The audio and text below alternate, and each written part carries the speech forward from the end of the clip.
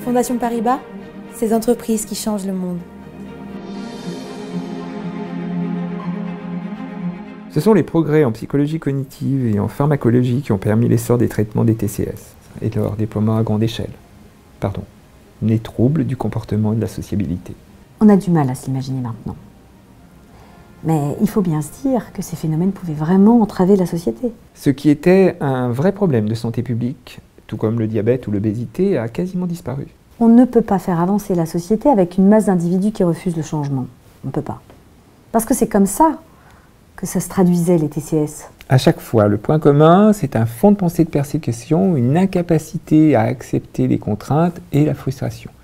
Et bien sûr, comme dans le sillon de toutes les pathologies mentales, il y a la marginalité, le chômage.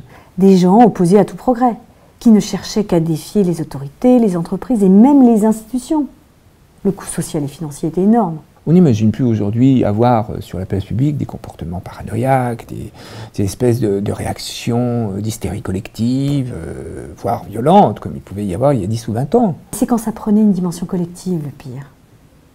Les individus qui étaient le plus touchés par ces troubles entraînaient ceux qui n'avaient qu'une simple vulnérabilité et qui n'auraient jamais été dans cette déviance sans l'influence des autres.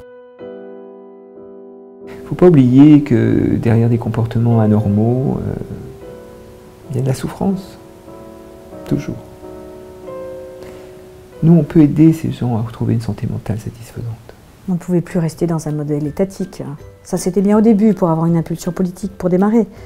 Et puis, on n'est plus dans les années 60. Logiquement, l'État nous a donné la main.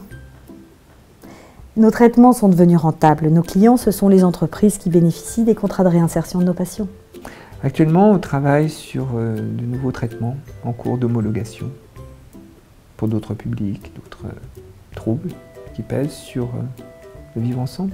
Protéger notre jeunesse, protéger les valeurs de notre pays, permettre aux esprits libres et éclairés, ceux des vrais progressistes, d'évoluer dans un environnement favorable.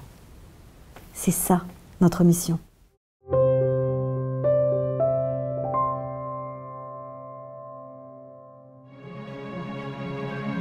C'était Ces entreprises qui changent le monde avec la Fondation Paribas.